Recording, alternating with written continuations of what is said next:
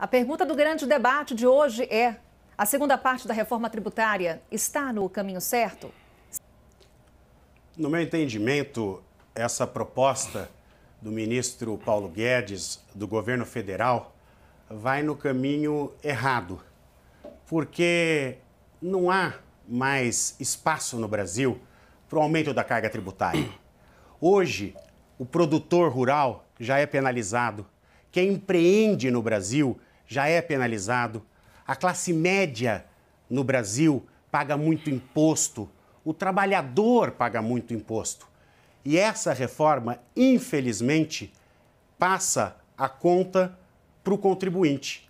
Claro que quando a gente vê o próprio presidente da República falando que quem fez a proposta foi a Receita Federal, e todo o nosso respeito e a nossa admiração à nossa Receita Federal, eles são bons para arrecadar. E o que a gente vê nessa proposta é que vai ter um aumento da carga tributária, penalizando os trabalhadores e os empreendedores, e o efeito dela na nossa economia é nocivo. Vai fazer com que as empresas não possam crescer, e nós estamos vivendo um momento muito difícil na vida das pessoas. Perdemos, com essa pandemia, mais de 500 mil vidas.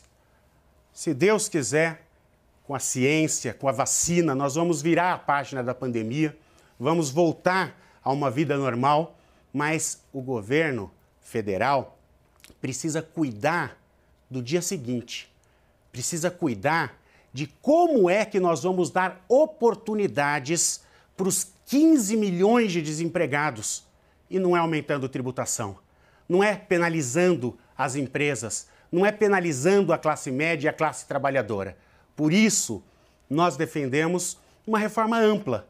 Eu respeito muito o deputado Celso Sabino e tenho absoluta convicção que você já melhorou o texto, irá melhorar ainda mais.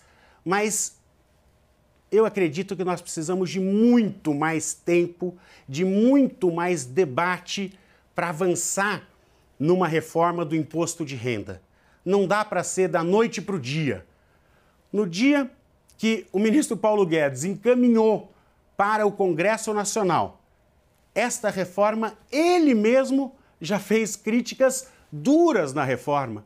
Então, é um texto que não é consistente. Pode ser melhorado, vai ser melhorado, mas ainda significa aumento da carga tributária. E isso nós não podemos admitir. Sabe, Sabino, que eu vendo essa proposta, ela é tão dura com o Brasil, ela aumenta tanto a carga tributária que eu fico pensando se não é um bode que foi colocado na sala para o governo depois vir com a história da CPMF, que é o pior de todos os impostos. E a gente sabe que o ministro Paulo Guedes gosta da CPMF. Desde o primeiro dia ele quer fazer a CPMF, que é muito ruim para a retomada do crescimento do nosso país. Eu sou municipalista.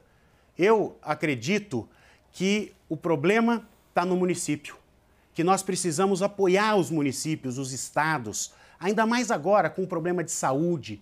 O pós-Covid, nós vamos ter problemas seríssimos para acolher a população em todas aquelas questões que não foram abordadas e enfrentadas durante a pandemia. O que acontece? A Confederação Nacional dos Municípios soltou uma nota dizendo que 13 bilhões desses 30 bilhões que vão ser perdas de receitas deixam de ser passados para os municípios. Isso é muito ruim. Nesse momento que nós temos que discutir um novo pacto federativo, melhorando os repasses para os municípios e para os estados, nós não podemos penalizar os municípios com 13 bilhões a menos e mais 14 bilhões para os estados. Tanto é que o Concefaz, o Conselho dos Secretários de Fazenda, também fizeram duras críticas a esta proposta.